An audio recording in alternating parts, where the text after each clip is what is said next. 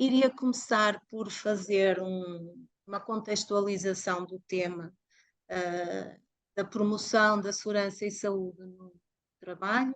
partindo do geral para o particular, por isso partindo do regime jurídico geral para o particular sobre a temática de que estamos a falar, sobre o ruído. E então começarei pela Lei Geral sobre a Promoção da Segurança e Saúde no Trabalho, onde podemos encontrar não só as obrigações do empregador, como também os direitos e obrigações dos trabalhadores nos seus locais de trabalho. Como para o risco de exposição a ruído ocupacional, a legislação própria deste tema define de uma forma bastante exaustiva as obrigações legais do empregador e não contempla as obrigações dos trabalhadores. Começarei por dedicar alguns diapositivos com os direitos e deveres dos trabalhadores perante uma situação relativamente à segurança e saúde nos locais de trabalho.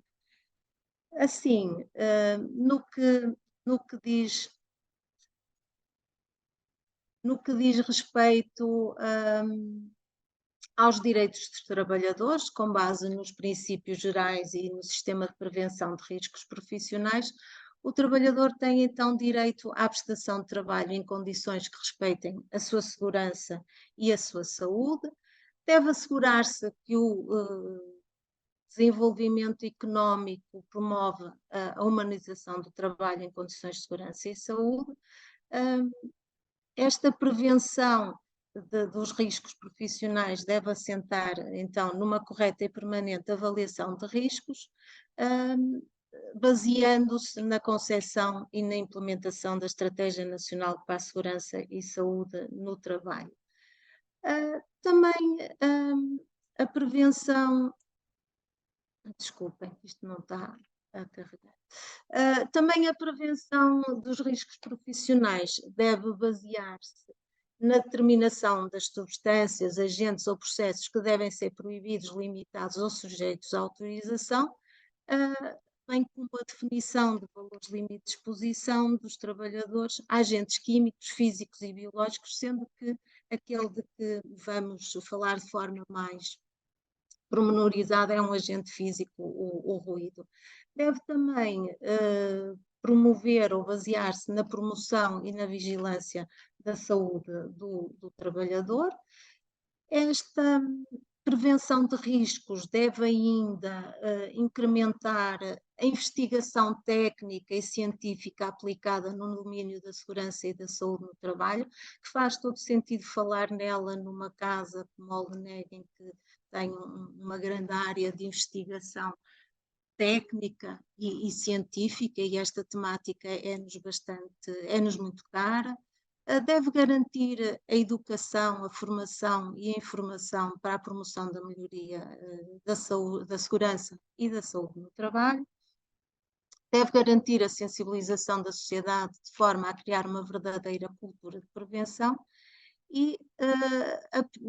ter noção ou, no fundo, incrementar a eficiência do sistema público de inspeção do cumprimento da legislação relativa à segurança e saúde no trabalho. Mas, como não há direitos sem obrigações, também falar um bocadinho de quais as obrigações do trabalhador perante a segurança e a saúde de uma forma geral. E então, o trabalhador, constituem algumas obrigações do trabalhador: cumprir as prescrições de segurança e saúde no trabalho, zelar pela sua saúde e pela de terceiros que possam ser afetados pelas suas ações, utilizar corretamente e de acordo com as instruções transmitidas pelo empregador, as máquinas, os aparelhos, os instrumentos, as substâncias perigosas e outros equipamentos que lhe foram postos à disposição, assim como os equipamentos de proteção coletiva ou individual. Outras das obrigações dos trabalhadores passam por cooperar ativamente na empresa e comparecer às consultas e aos exames determinados pelo médico de trabalho, comunicar imediatamente ao seu superior hierárquico ou a quem o represente as avarias e deficiências detectadas que possam ser suscetíveis de originar perigo grave e iminente, assim como qualquer defeito verificado nos sistemas de proteção. Em caso de perigo grave e iminente, deve adotar as medidas de instruções previamente estabelecidas para tal situação, sem prejuízo do dever de contactar logo possível com o superior hierárquico ou quem o represente. Dentro destas obrigações, tem que ser garantido que o trabalhador não deve ser prejudicado em virtude de se afastar do seu posto de trabalho ou de uma área perigosa em caso de perigo grave. Naturalmente que estas obrigações do trabalhador no domínio da segurança e saúde não excluem as obrigações gerais do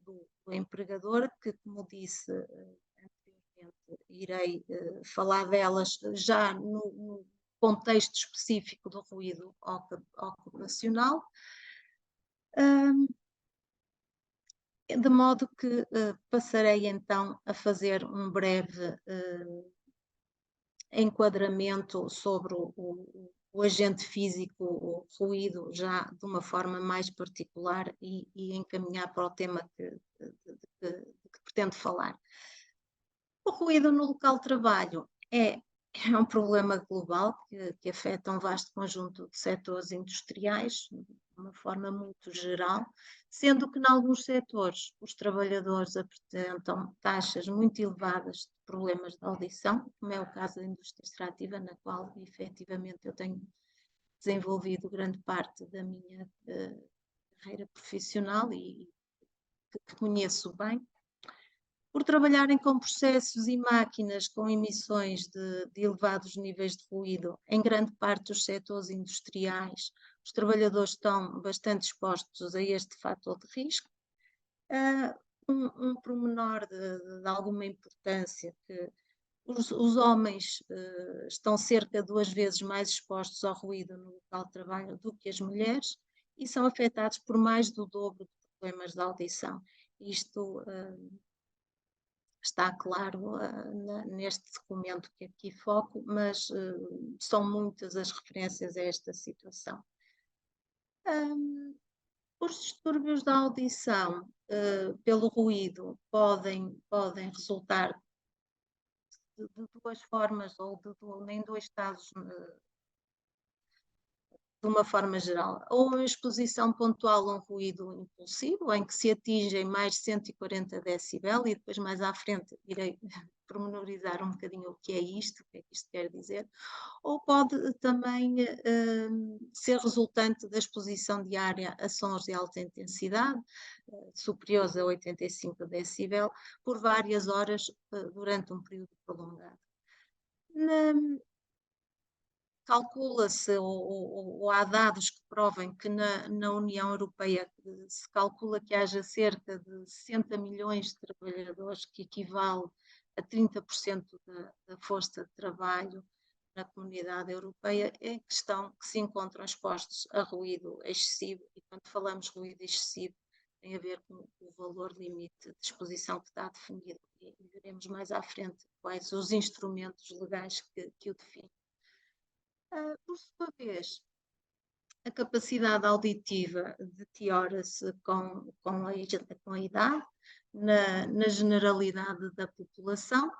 e há numerosos estudos que têm quantificado este fenómeno, na medida em que se encontra caracterizado na norma internacional ISO 7029 de 2000, onde se pode verificar efetivamente que a capacidade auditiva se deteriora mais com a idade nos homens do que nas mulheres, mais uma vez.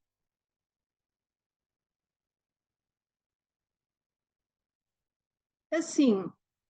e após este breve enquadramento temático, vou então pormenorizar, falar um pouco do fenómeno, do conceito e do risco de exposição a ruído nos locais de trabalho. Definido como um evento acústico indesejado,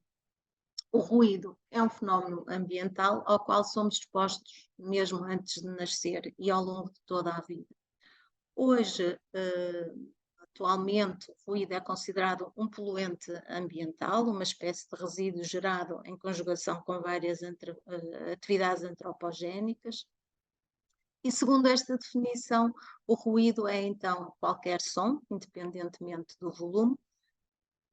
capaz de induzir efeitos fisiológicos e psicológicos indesejados e de afetar as interações sociais de um indivíduo ou grupo, e veremos mais à frente o que é, de que é que isto consta. Estas interações dizem respeito a todas as atividades humanas mais comuns, como a comunicação, o trabalho, o lazer, o descanso ou o sono. Também ainda algumas curiosidades sobre o conceito de ruído ou como é que o ruído se nos apresenta. Ele pode apresentar-se mais ou menos intenso, composto por uma só tonalidade ou composto por vários, e a sua propagação varia consoante o meio em que o receptor se encontra. O som é toda a variação de pressão que pode ser detectada pelo ouvido humano, sendo que o número de variações da pressão por segundo traduz a frequência do som e é expressa em hertz. Não vou entrar no conceito de frequência, etc., mas era importante deixar este conceito ou para que entendamos o que a seguir vou falando. Por isso, a altura de um som ou de um ruído é a resposta subjetiva do ouvido humano a uma determinada frequência e que vai variar muito de pessoa para pessoa, dependendo da sua própria suscetibilidade, de problemas de audição anteriores, etc. Os sons, por sua vez, podem ser ordenados de acordo com uma escala de frequências, que vai desde o grave, que é o mais baixo, até o agudo, que é o mais alto, e assim conseguimos percepcionar uma melodia devido à nossa capacidade de diferenciar a altura dos sons. Como podemos ver nesta escala, conseguimos localizar então de forma clara a gama audível, os infrassons e os ultrassons. A percepção auditiva normal de uma pessoa nova e saudável varia aproximadamente entre as frequências dos 20 Hz aos 20.000 Hz e é chamada gama audível. Por sua vez, os sons com menos de 20 Hz são designados por infrassons, são os sons agudos, os sons mais altos em baixas frequências, sendo os sons com mais de 20.000 Hz imperceptíveis para o ouvido humano e são chamados os ultrassons, que são os sons graves, é o som mais baixo e que tem frequências mais elevadas. Podemos percepcionar aqui também neste género de escala que os ultrassons, sendo os mais conhecidos por serem utilizados na medicina, na acústica submarina e no controle destrutivo de materiais, por exemplo, os golfinhos os animais têm uma percepção auditiva muito distinta do ser humano. Neste caso, por exemplo, na gama dos ultrassons, os golfinhos usam esta gama para detectar obstáculos. Já os infrassons são sons de baixa frequência, que não podem ser ouvidos, mas que em dadas circunstâncias são percepcionados como vibração. Trata-se então os infrassons podem então ter dois tipos de origem, podem ser emitidos por fenómenos naturais, como movimentação, terremotos, avalanches, raios, vento, vulcões, entre outros. Alguns animais conseguem comunicar-se por meio de infrassons, que não são audíveis pelo homem, como é o caso das baleias, hipopótamos, etc. Como se trata efetivamente de sons de baixa frequência, o seu comprimento de onda é muito grande, de modo que este tipo de som tem grande capacidade de contornar objetos e propagar-se por grandes distâncias sem grandes dissipações de energia, por isso chega na totalidade. Daí que as baleias, por exemplo, conseguem comunicar-se por meio de ultrassons, estando a milhares de quilómetros de distância uma das outras. Outra das origens dos infrassons podem também ser produzidos artificialmente, devido à atividade humana, seja por meio de explosões, por exemplo, no caso das pedreiras, pela utilização de explosivos, em motores movidos a óleo diesel, em turbinas eólicas, pela movimentação dos comboios e do metropolitano e em algumas caixas de som que emitem sons graves. Começa-se já a falar neste momento, e já há bastante estudos sobre esta situação, começa-se já então a falar numa nova doença relacionada com a exposição a ruídos de baixa frequência, aos infrassons, que é a doença vibroacústica. Ela percepciona, o humano percepciona estes infrassons sobre a forma de vibração, daí chamar-se doença vibroacústica. Por exemplo, os condutores de comboios e de metro já apresentam algumas queixas com alguma frequência. Fizemos agora recentemente com a FEUP um trabalho no metropolitano do Porto, no metro do Porto, em que conseguimos já não só através de inquéritos ter bastantes queixas por parte dos condutores do metro, como também conseguimos quantificar, através da medição, efetivamente, valores bastante elevados dentro da gama dos infrassons. Também a nível de ruído ambiente, que não é de todo a temática que aqui temos, estamos a falar de ruído ocupacional nos locais de trabalho, mas não podemos aliar-nos disso. Também a nível de ruído ambiente, o efeito da exposição das populações que vivem na proximidade de turbinas eólicas,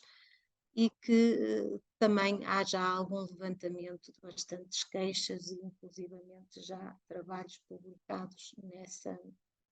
nessa temática. Assim, que instrumentos legais temos para poder fazer a avaliação deste agente físico que fomos vendo é causa de algumas situações? Assim, sabendo que a exposição ao ruído pode causar diversas perturbações da audição, que a exposição de curta duração e pressão sonora extremamente elevada pode causar lesões auditivas imediatas, e que a exposição a níveis sonoros elevados pode provocar zumbidos constantes nos ouvidos, também designados grafenos, que podem ser o primeiro sinal de que a audição está a ser afetada. A tendência foi natural, foi criar instrumentos legais que regulassem este parâmetro. Assim, a Comunidade Europeia publicou a Diretiva 2003/10 do Parlamento Europeu e do Conselho de 6 de fevereiro, em que adotou prescrições mínimas de segurança e saúde respeitantes à exposição dos trabalhadores aos riscos devido ao ruído, e que foi transposta, esta diretiva foi transposta para o direito português através do Decreto-Lei 182 de 2006, de 6 de setembro. Este Decreto-Lei relativo às prescrições mínimas de segurança e saúde em matéria da exposição dos trabalhadores aos riscos devido aos agentes físicos, neste caso ao ruído, é aplicável a todas as atividades dos setores privado, cooperativo, social, da administração pública central, regional e local, dos institutos públicos e das demais pessoas coletivas do direito público, bem como a trabalhadores por conta própria. Enfim, é uma legislação de 2006 que se vai vendo ser cumprida, mas que, como sempre, há muito ainda a fazer. Na generalidade, este decreto-lei propõe então e começa sempre por uma avaliação de riscos,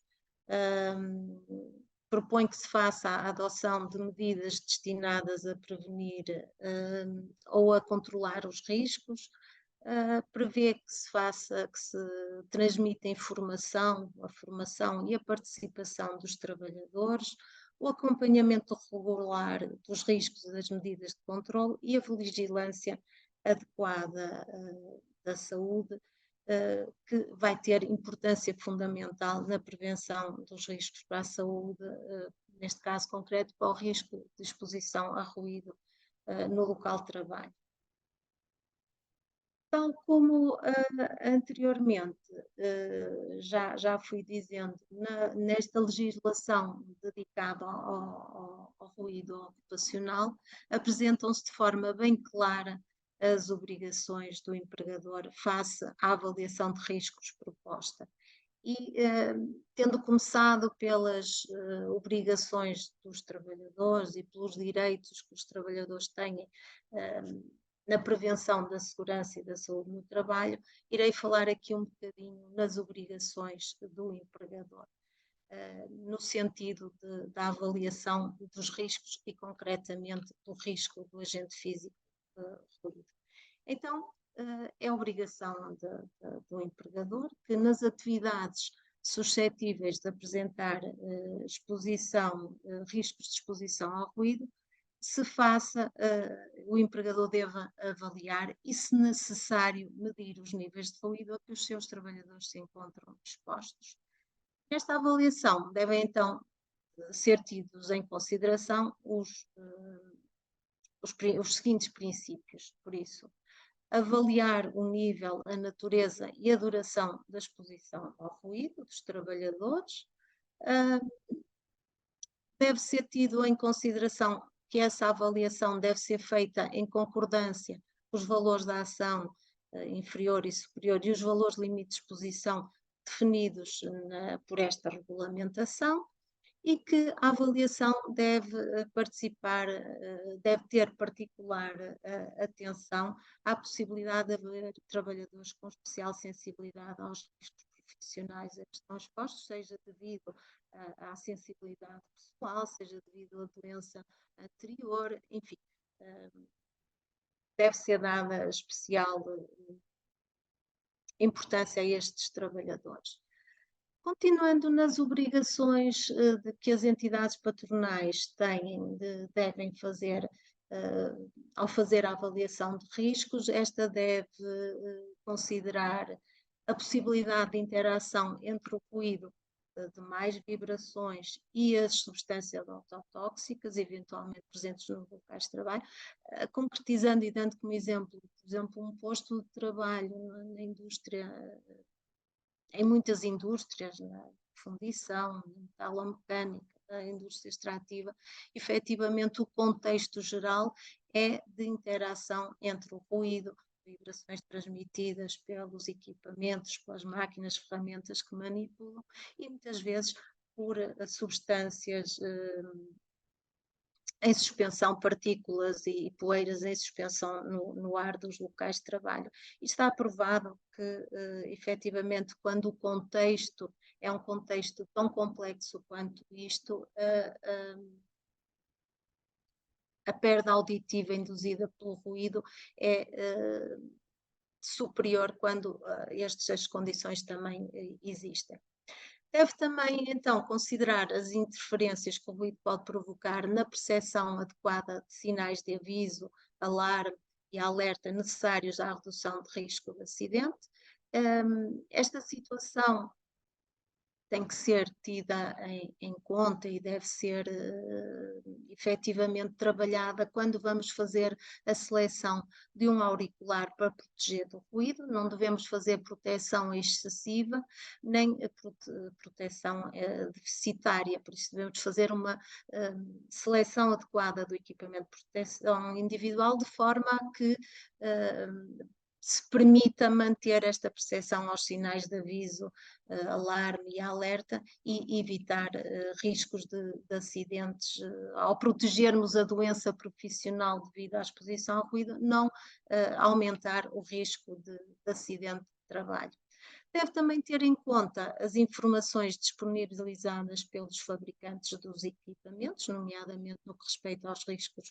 profissionais associados ao seu funcionamento. Hoje em dia temos a vida facilitada porque os equipamentos vendidos têm todos marcação CE e isso implica que eles tragam já de fábrica a indicação de qual é os níveis de ruído que emitem, quais são os níveis de vibração que transmitem, enfim, estamos um bocadinho com a vida facilitada. E deve ser garantido que os equipamentos de trabalho de substituição se encontram de acordo com os princípios gerais de diminuição das emissões sonoras, quando conseguimos mudar um equipamento muito ruidoso para um menos ruidoso. Estas obrigações das entidades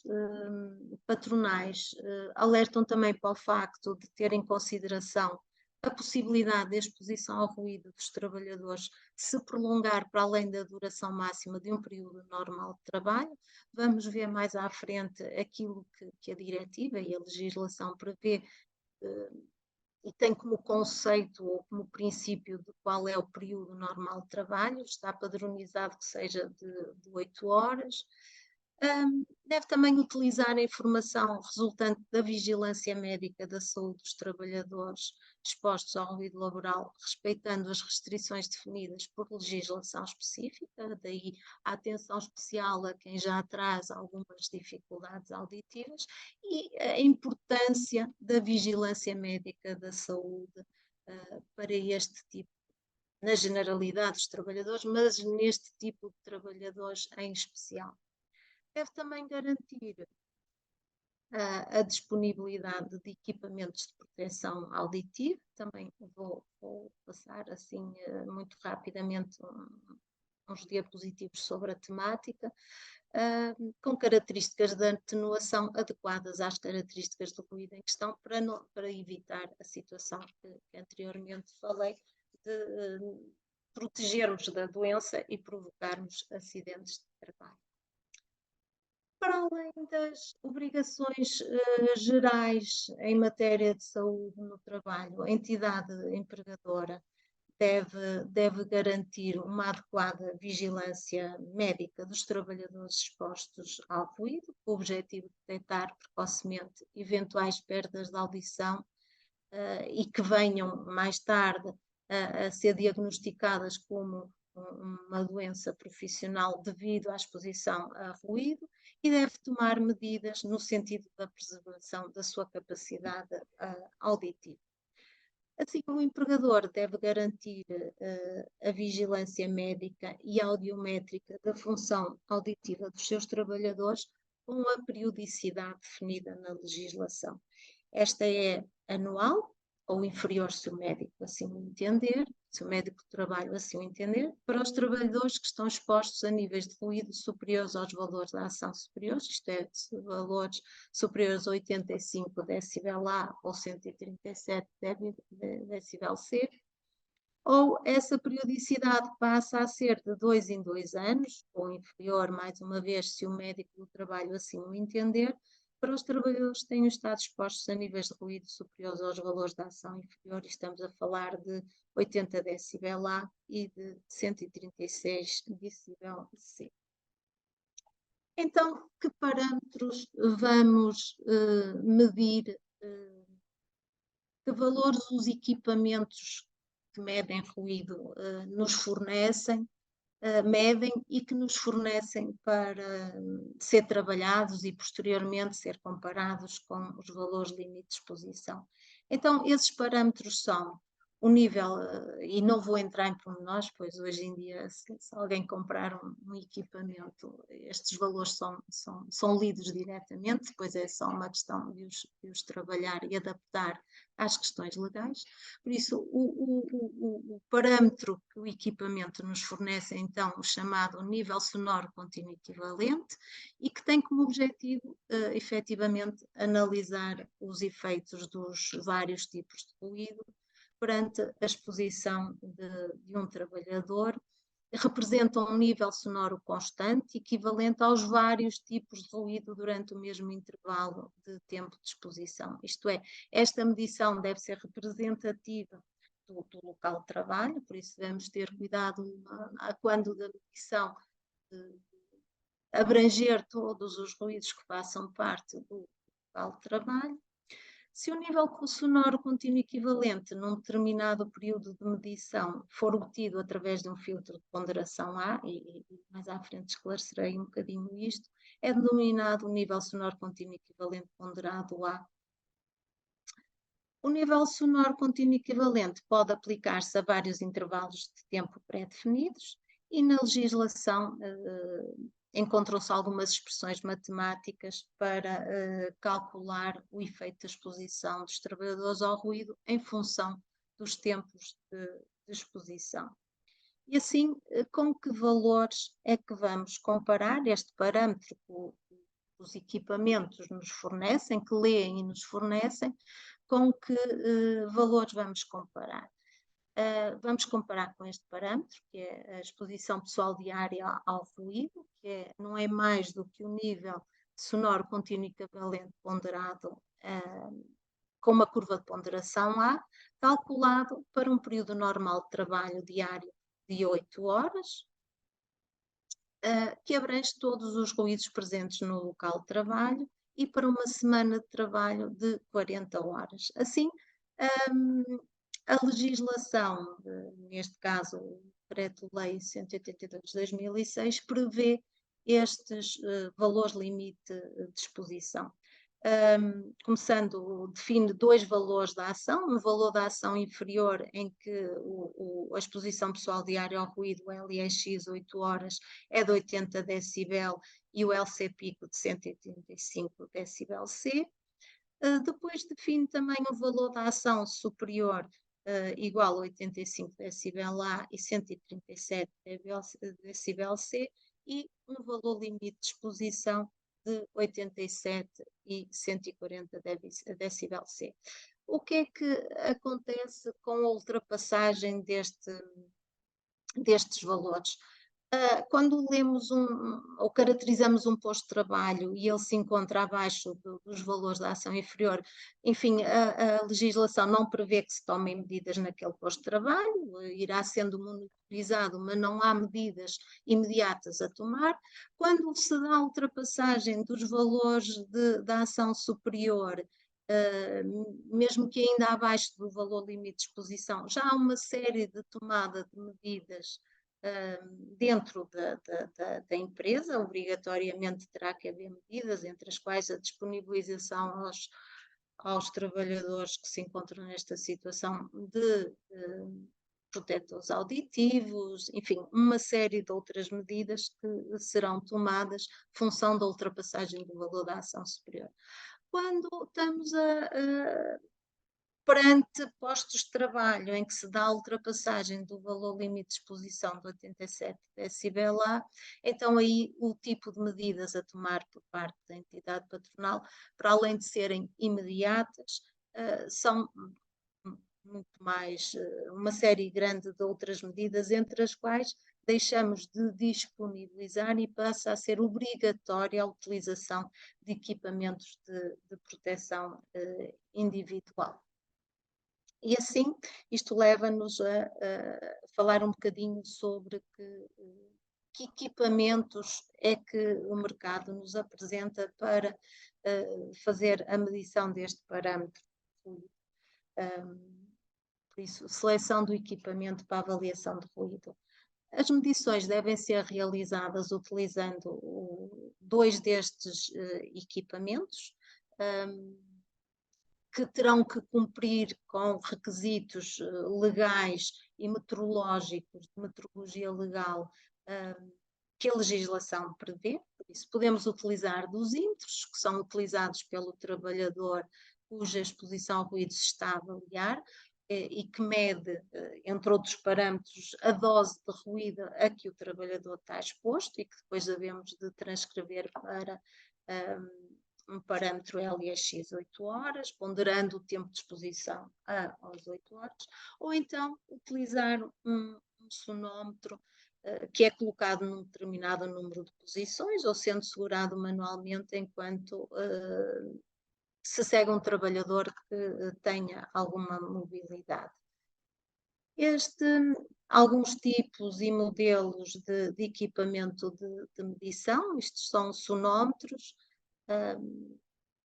Estes equipamentos é requisito legal, é exigido pela legislação que sejam equipamentos com classe de exatidão 1 e que possuam despacho de aprovação de modelo em Diário da República da terceira série. Ele pode ser utilizado na mão, tal como já tinha dito anteriormente, ou então montado num tripé e cumprindo com os requisitos de distanciamento ao ouvido mais exposto do trabalhador que estamos a avaliar. Também podemos utilizar outro tipo de equipamentos para a medição de ruído, como os dosímetros. Estes equipamentos, como disse anteriormente, são colocados na proximidade, são colocados no trabalhador e também cumprindo com as distâncias legais para o ouvido mais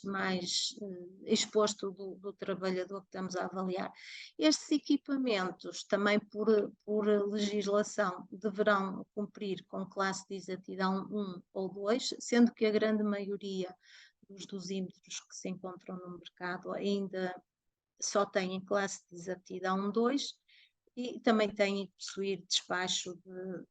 de aprovação de modelo também publicado em Diário da República na terceira série.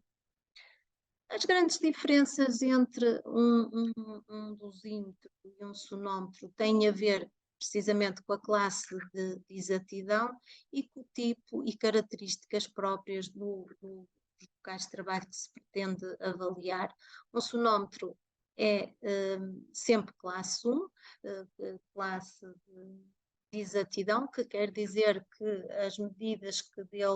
as medições que ele nos fornece são mais exatas que as medições que o dosímetro nos fornece, e isso depois reverte-se na incerteza da medição. Os dosímetros poderão então ser utilizados na medição de todo o tipo de situações de trabalho. A sua utilização é preferível quando se pretende efetuar medições de longa duração num trabalhador com mobilidade significativa, em que temos que avaliar, por exemplo, o tempo total de exposição, as 8 horas de trabalho. Quando esse trabalhador está envolvido, por exemplo, em tarefas complexas ou imprevisíveis, ou quando está a realizar um grande número de tarefas individuais que não conseguimos, de outra forma, avaliar. Para medições de tarefas simples ou múltiplas em postos de trabalho fixos, então poderão ser utilizados sonómetros que estão destinados a ser utilizados ou na mão do operador ou então com posicionamento fixo em cima de um tripé, tal como vimos naquelas imagens.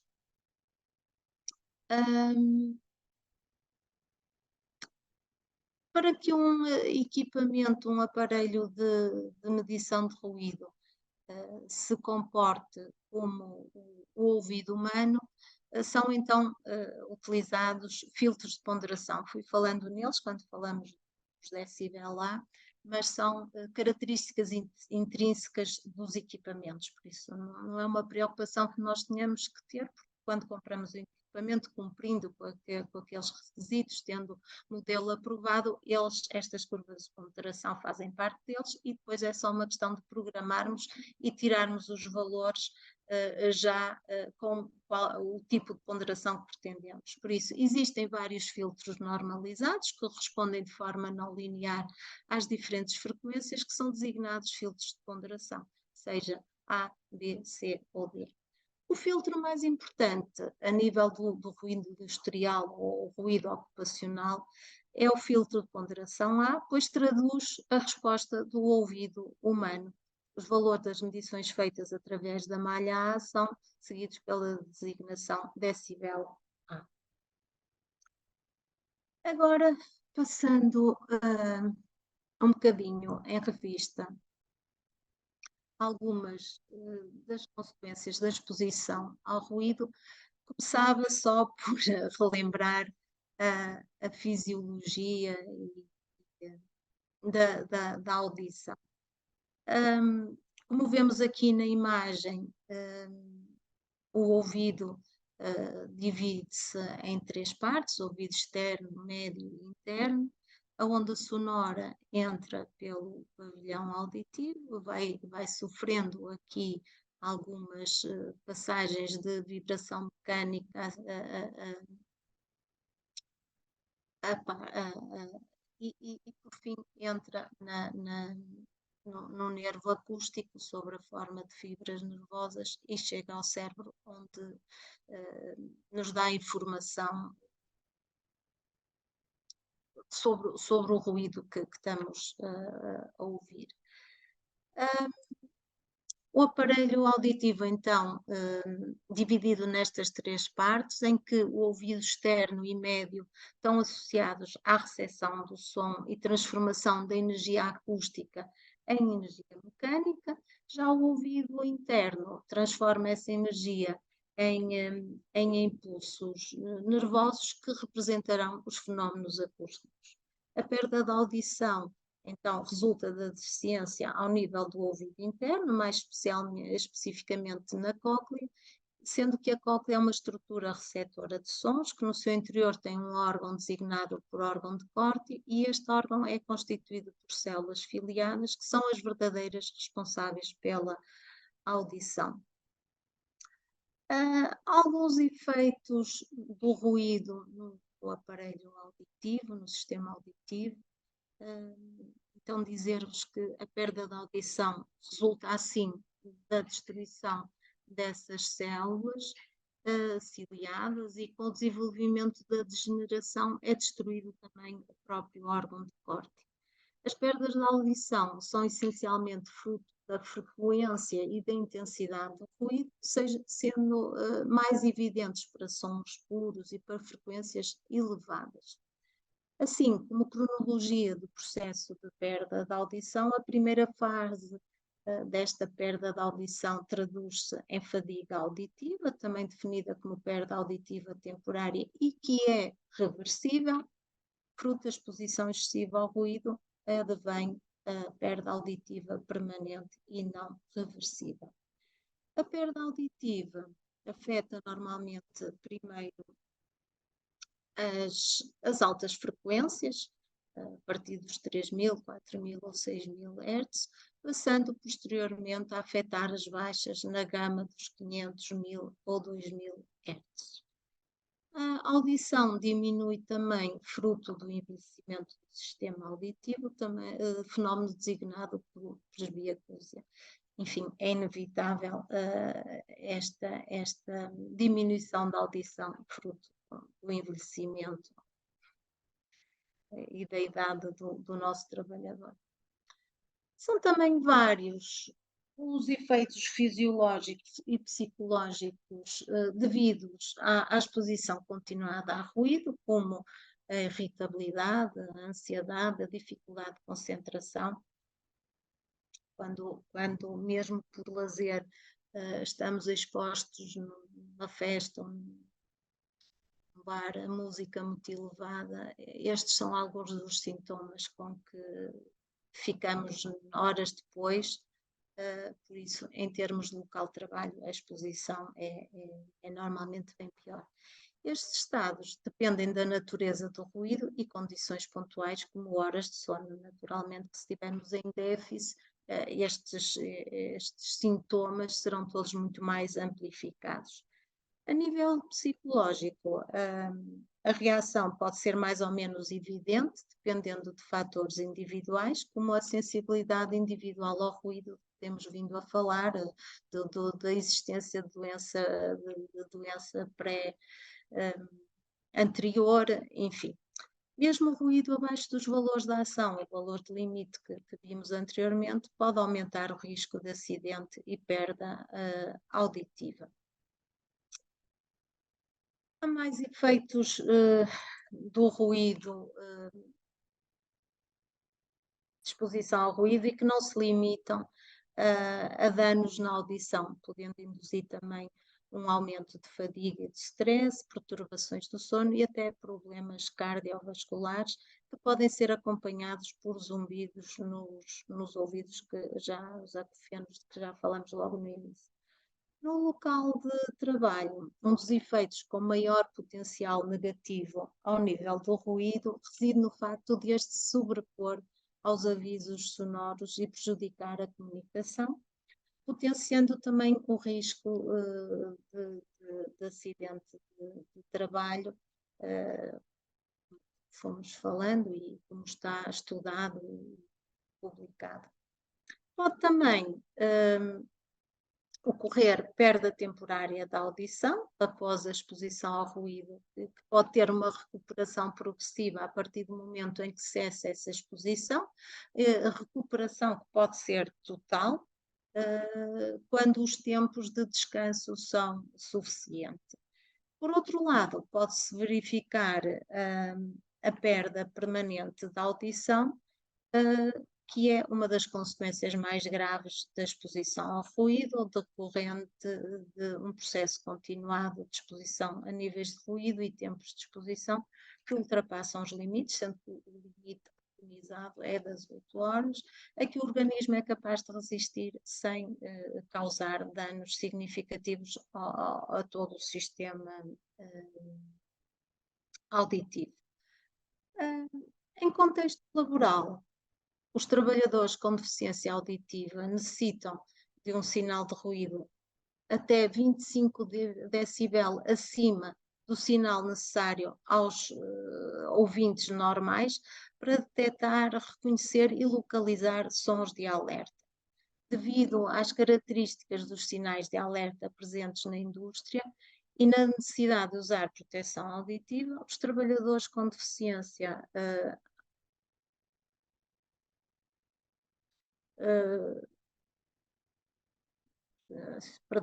Os trabalhadores com deficiência auditiva são mais propensos a acidentes do que os trabalhadores com audição normal, e isto foi sendo já foi sendo feita alusão a esta situação. Os sintomas acima descritos estão também relacionados com fatores individuais, como a sensibilidade, a idade e outras condicionantes ambientais e profissionais que o nosso trabalhador pode apresentar.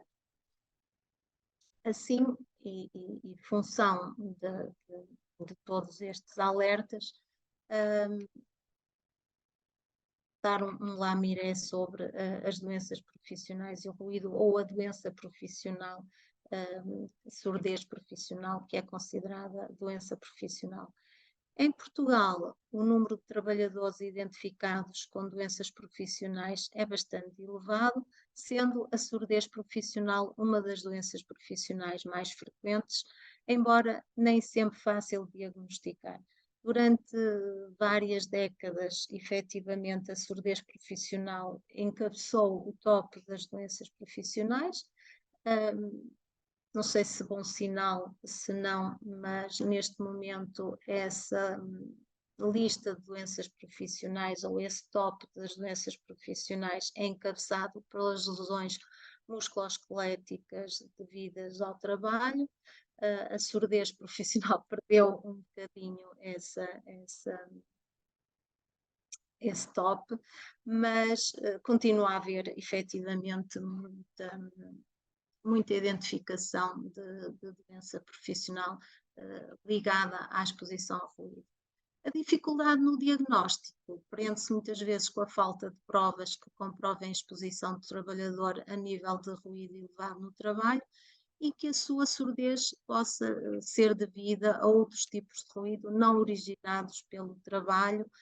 por situações de lazer, por situações de trabalho extra, enfim, são vários os fatores que podem levar a dificultar o diagnóstico. Também na União Europeia, uma das doenças profissionais mais importantes é a surdez provocada pelo ruído. Esta é uma doença que se desenvolve lentamente, não sendo muitas vezes percepcionada pelo trabalhador, pelo facto de não causar dor e só ser detectada em estados avançados. Para além da surdez irreversível, a exposição ao ruído pode ainda resultar noutros efeitos adversos para a saúde, que já foquei, como sejam o stress, a hipertensão, a redução da concentração, da velocidade de reação e de memória, bem como outros sintomas menos evidentes, como o desconforto e o mau humor. Penso que já todos passamos por isto e temos essa noção. A surdez, por sua vez, resultante da exposição a níveis sonoros elevados nos locais de trabalho, representa atualmente cerca de 1/3 da totalidade das doenças profissionais diagnosticadas. Quando os sons são demasiado fortes e principalmente se a exposição ao ruído for prolongada e não se utilizar a devida proteção, as células sensoriais constituintes do ouvido interno podem sofrer danos que implicarão uma surdez irreversível. O perigo apresenta-se perante a exposição a ruídos que ultrapassem os 87 decibel-A, que é o valor limite de exposição definido na legislação e na normalização. É possível que o primeiro sintoma de perda auditiva consista precisamente no aparecimento de zumbidos no ouvido ou os ditos acufenos. A perda auditiva induzida por ruído está já consignada como uma doença profissional, que faz parte da lista de doenças profissionais apresentada no Decreto-Lei 76 de 2007 e que nos apresenta com o Código 4201, cujo fator de risco é o ruído, e depois apresenta-nos aqui algumas doenças ou outras manifestações clínicas devidas à exposição ao ruído, seja a hipoacusia de percepção bilateral por lesão coclear irreversível, com ou sem os ditos zumbidos, os acufenos, frequentemente simétrica, afetando preferencialmente as altas frequências devido ao traumatismo sonoro. Define também aqui como prazo indicativo de caracterização desta doença profissional 1 ano e depois tem aqui também uma lista exemplificativa de trabalhos suscetíveis de provocar a doença. Poderia ser muito mais ampliada esta lista, mas esta é orientativa. Para além dos efeitos fisiológicos e das suas consequências, o ruído também acarreta efeitos sociais e económicos, afetando de modo direto a produtividade, baixando-a naturalmente,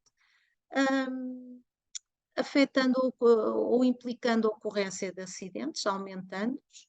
a gravidade dos acidentes, também aumentando essa gravidade, os conflitos laborais, tornando-os mais frequentes, quanto mais não seja por falta de comunicação, as queixas individuais, aumentando-as, a inteligibilidade do discurso, diminuindo e daí dificultando a comunicação. Deste modo, e também de uma forma muito rápida,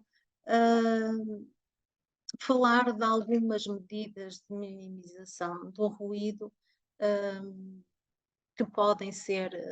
tidas em conta. Por isso, de modo a reduzir o ruído, não é demais lembrar que o som se propaga no ar e nos sólidos sob a forma de vibração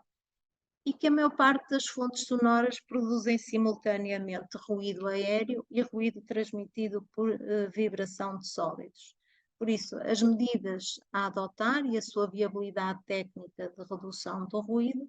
podem ser procuradas de um modo contínuo, pois o ruído tem múltiplas causas e todas elas têm que ser estudadas e tratadas de modo específico. Quando se trata de ruído em determinadas frequências, o modo de atuação tem que ser um. Quando estamos a falar de infrações, a atuação tem que ser outra. Enfim, qualquer uma da situação que tenhamos tem que ser analisada de forma individual. Tal como em qualquer área em que existe a exposição a um agente que implica a saúde do trabalhador, seja ele agente químico ou também no que se refere à exposição dos trabalhadores ao ruído como agente físico,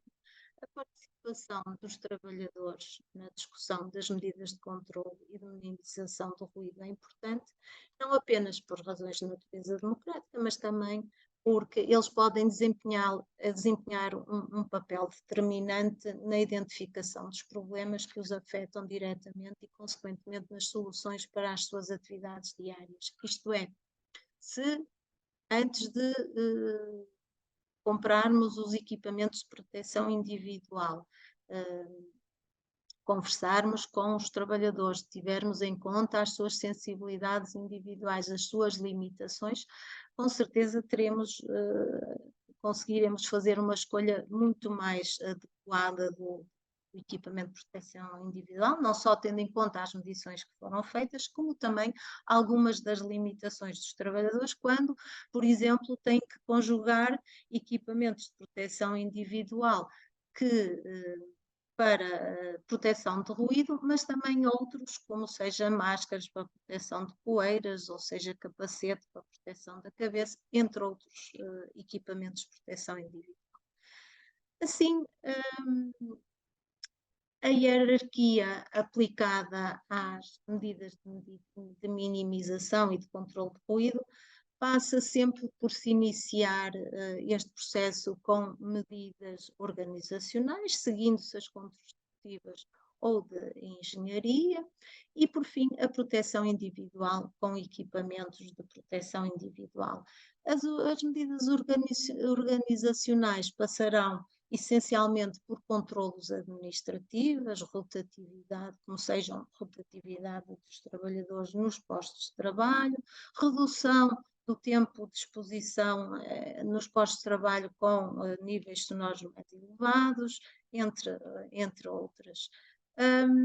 As medidas construtivas ou de engenharia passam por atuar sobre a fonte que produz o ruído e quando não conseguindo, o ideal seria em fase de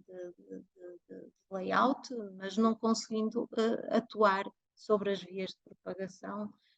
através de barreiras acústicas, através de meios construtivos que permitam efetivamente a minimização, a redução dos níveis sonoros.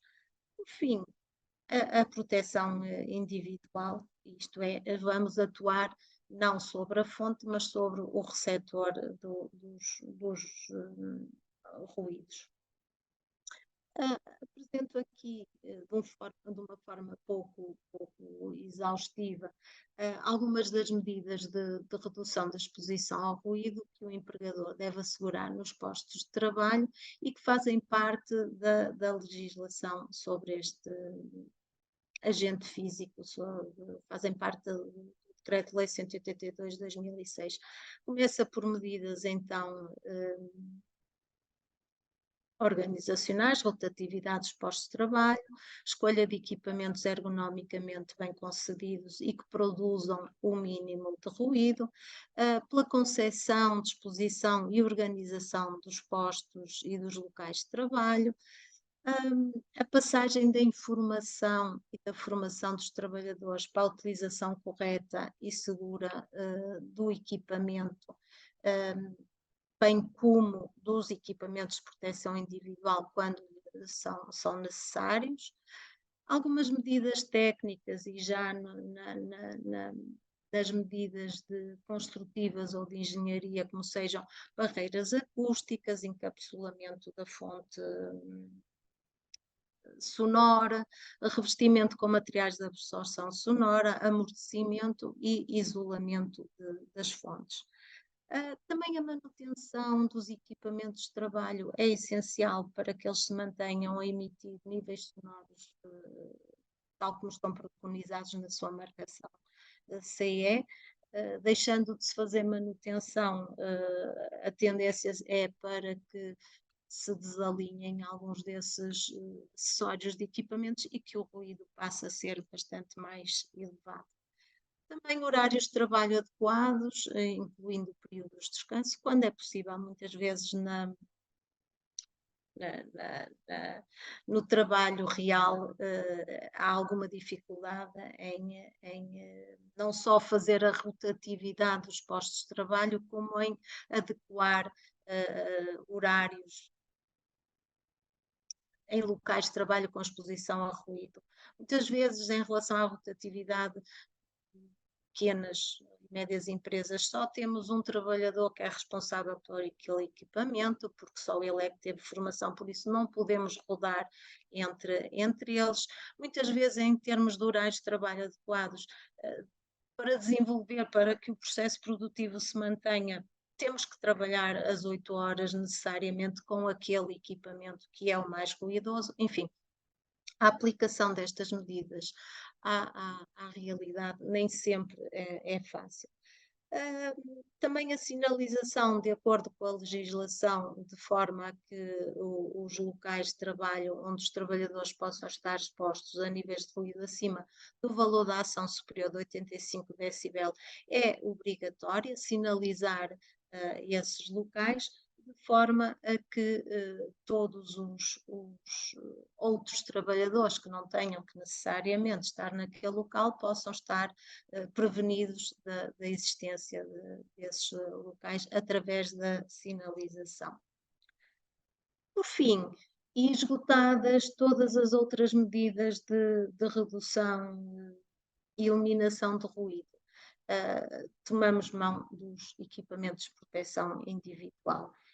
E nas situações em que os riscos resultantes da exposição ao ruído não possam ser evitados por outros meios, então o empregador põe à disposição dos trabalhadores equipamentos de proteção individual no trabalho que obedeçam à legislação aplicável e sejam selecionados no que respeita à atenuação que proporcionam de acordo com este anexo do Decreto-Lei 182 de 2006.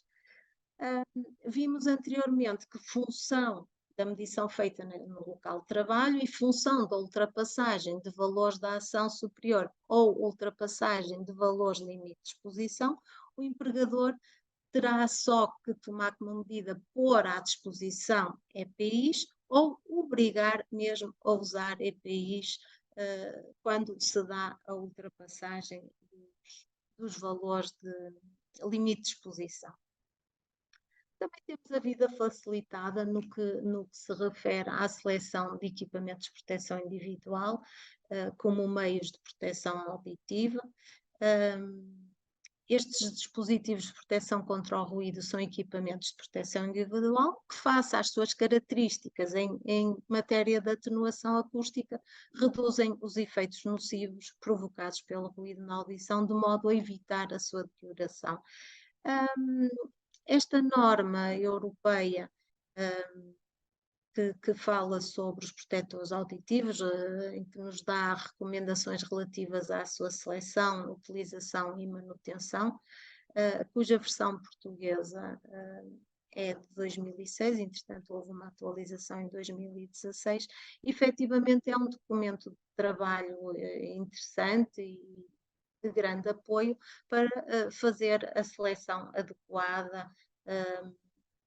do equipamento de proteção individual que vamos propor ao empregador que compre para os seus trabalhadores. Entre outras coisas, apresenta-nos uma escala de utilização adequada do equipamento de proteção, chamando a atenção para o excesso, a proteção excessiva, e que implica, como vimos, poderá vir a implicar acidentes de trabalho, ou por a falta de déficit de proteção devido àquele tipo de equipamento de proteção individual, àquele tipo de auricular, e deveremos então tentar escolher outro equipamento. Esta norma propõe-nos vários tipos de protetores auditivos. Não vou pormenorizar nada, só chamar a atenção que eles são de dois grandes tipos, ou dividem-se em dois grandes grupos. Os protetores auditivos passivos, que são os do lado esquerdo, protetores auriculares que podem vir montados em capacetes, ou os capacetes acústicos, que na gíria chamamos os abafadores, e a outra grande grupo de protetores auditivos, que são os protetores auriculares, os tampões auditivos, que normalmente são maleáveis e facilmente introduzidos no canal auditivo, tampões ligados por uma banda. Depois, já para trabalhadores com alguma sensibilidade ao ruído ou doença prévia,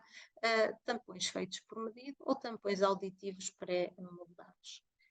E pronto, era isto que eu tinha para partilhar convosco. Acho que,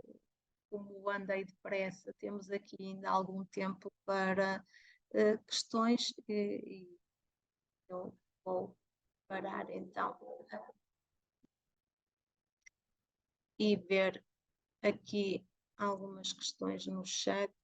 se eu consigo ver o que é que aqui se passa.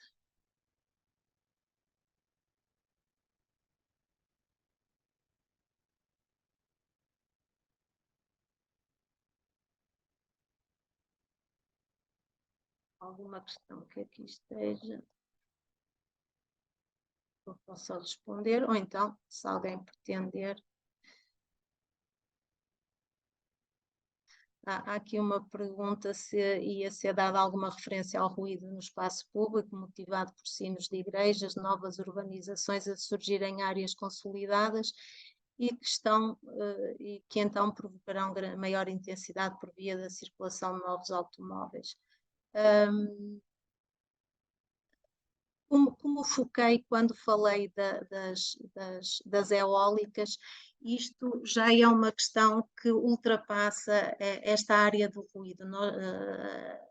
Esta apresentação focou-se essencialmente no ruído ocupacional. Esta questão que aqui é colocada do ruído no espaço público já faz parte de outra área da acústica, é a acústica ambiente.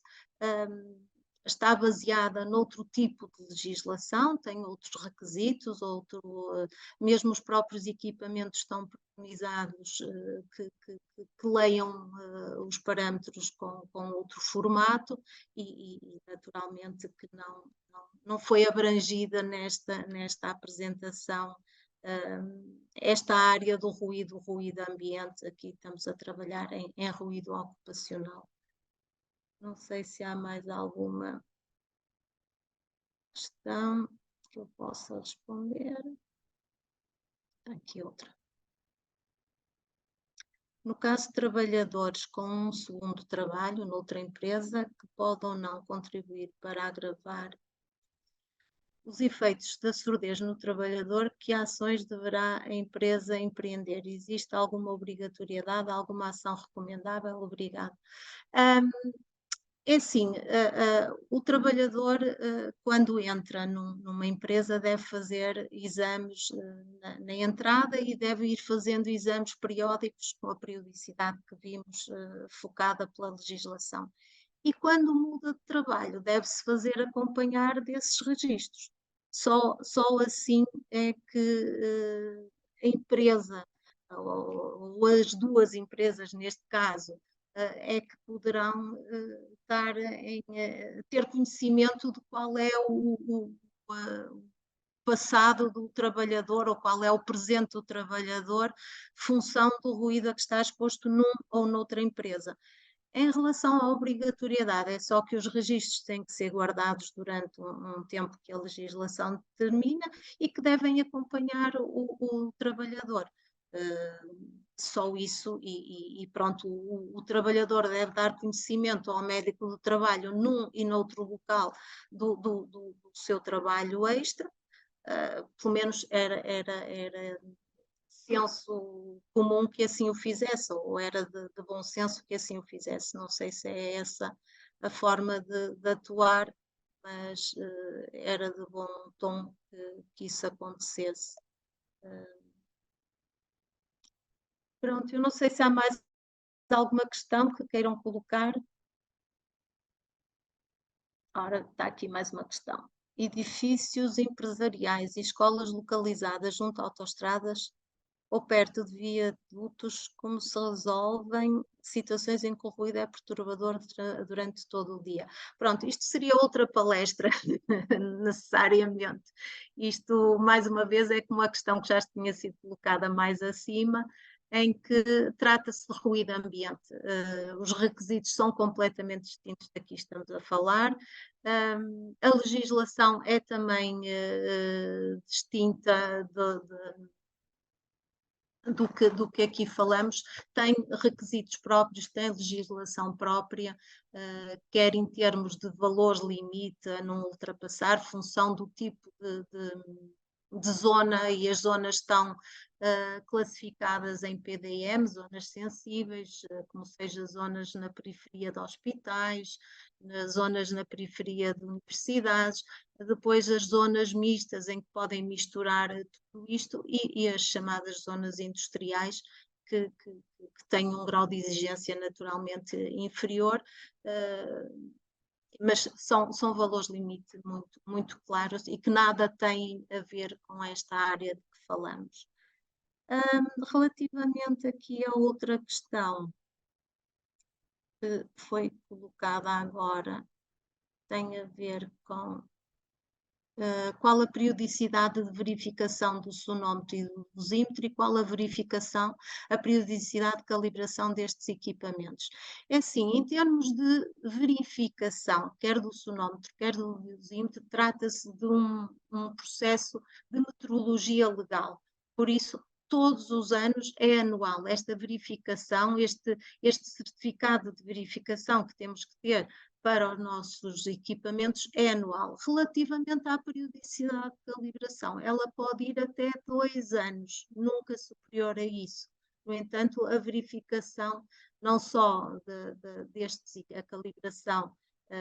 quer do sonómetro, quer do dosímetro, quer do calibrador, quer dos filtros do sonómetro, essa sim pode ir até ao máximo de 2 anos. Mas isso está claro, quer na legislação, eu aqui não entrei em pormenores, há também normalização de apoio e que deve ser um bom documento de trabalho para quem trabalha nesta área. E que especifica de forma bem clara esta questão da calibração e da verificação anual que estes equipamentos, que é uma verificação, trata-se de uma verificação de metrologia legal. Pronto, não havendo mais questões, agradeço mais uma vez a vossa participação e bom dia a todos. Obrigada.